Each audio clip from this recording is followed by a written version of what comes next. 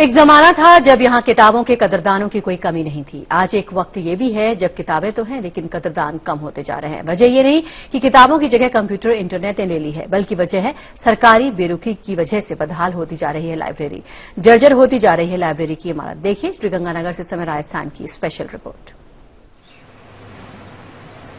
Internet तकनीक के इस आधुनिक युग में जब युवा पीढ़ी उपन्यास साहित्य से दूर होती जा रही है, ऐसे में श्रीगंगानगर का राजकीय पुस्तकालय अपनी दुर्लभ पुस्तकों से न केवल उम्रदराज लोगों को बल्कि युवाओं को खुद से जोड़े हुए है।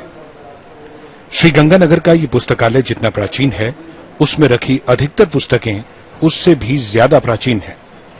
पुस्तकालय में रखी 50,000 से अधिक पुस्तकें न केवल पुस्तकों के अस्तित्व को बचाए हुए हैं, बल्कि यहां आने वाले युवाओं को अपने पन्नों में समेटे आदिकाल और विश्व भर की जानकारियां उन्हें अपनी ओर आकर्षित करती हैं। यही वजह है कि इस पुस्तकालय में हर रोज युवा छात्र छात्राएं बड़ी संख्या में यहां प्राचीन पुस्तकें और विश्व भर की जानकारियां लेने आते हैं। 1956 से संचालित इस पुस्तकालय में 50,000 से अधिक पुस्तकें हैं। इस पुस्तकालय में सबसे दुर्लभ पुस्तकें भी हैं, जिनमें गांधी साहित्य, वीर सावरकर से संबंधित पुस्तकें हैं, तो वहीं उर्दू में छपी महाभारत और हिंदी में कुरान और बाइबल भी पढ़ने वालों को मिल जाएगी, जो दुर्लभ पुस्तकें हैं। पुस्तकालय में शायद ही ऐसा कोई साहित्यकार होगा जिसकी लिखी पुस्तकें यहां नहीं मिलती हों।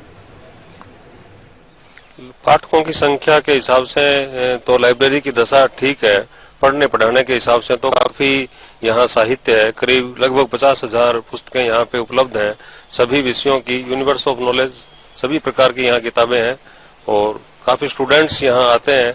पिछले 4-5 सालों में काफी बच्चों ने यहाँ पढ़ के ही अच्छे स्थानों पे रोजगार पाए। जहाँ तक मेरा ख्याल है आधुनिकीकरण के हिसाब से तो यहाँ ऐसा कुछ भी नहीं है और मैं मानती हूँ कि ये लाइब्रेरी यहाँ गंगानगर में एक लाइफलाइन की तरह से है और बहुत सारे बच्चे, जैसा कि सर ने अभी बताया, यहाँ से पढ़ करके ऊंचे पदों पर जाते हैं।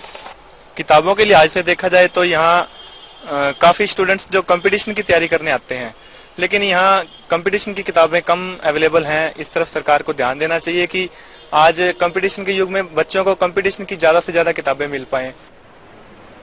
इस पुस्तकालय में आने वाले छात्रों का कहना है कि जिस चीज के बारे में उन्हें जानकारी जुटानी होती है, उसे वे इंटरनेट से डाउनलोड कर लेते हैं, लेकिन जो जानकारी यहाँ रखी किताबों में गहराई से मिलती है, वो न तो इंटरनेट और न ही आजकल की नई किताबों में जल्दी मिलेगी।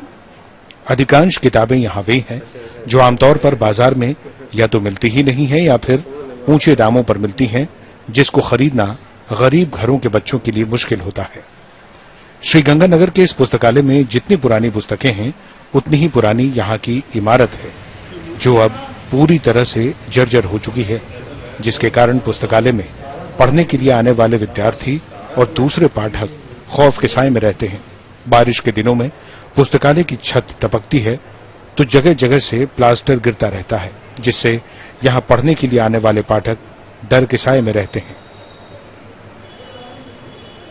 10 साल पहले जैसे एमपी कोटे से लाइब्रेरी को कुछ पैसा मिला था तो इसकी हालत बड़ी अच्छी हो गई थी और ये डिस्ट्रिक्ट की सबसे अच्छी लाइब्रेरी मानी जाती थी, लेकिन क्योंकि पिछले कुछ वर्षों से यहाँ बिल्कुल पैसा नहीं आया है और न ही कोई ध्यान दिया गया है, तो इस कारण से इसकी हालत जो है ऐसी हो गई है। श्रीगंगानगर के इस प्राचीन पुस्तकालय में रखी हजारों दुर्लभ किताबें भले ही दुनिया भर का ज्ञान समेटे हुए हैं, लेकिन बजट के अभाव में जर्जर हुई इमारत में पड़ी ये दुर्लभ पुस्तकें धीरे धीरे अपना स्वरूप खोती जा रही हैं। ऐसे में अतीत के पन्नों में सिमटे दुनिया भर के ज्ञान को लंबे समय तक संभाल कर रख पाना न केवल यहाँ के कर्मचारियों के लिए मुश्किल है, बल्कि पुस्तकालय में अपना ज्ञान बढ़ाने के लिए आने वाले पाठकों के लिए भी यहाँ आकर पढ़ना मुश्किल हो रहा है। सतवीर सिंह भादरा, समय राजस्थान, श्रीगंगानगर।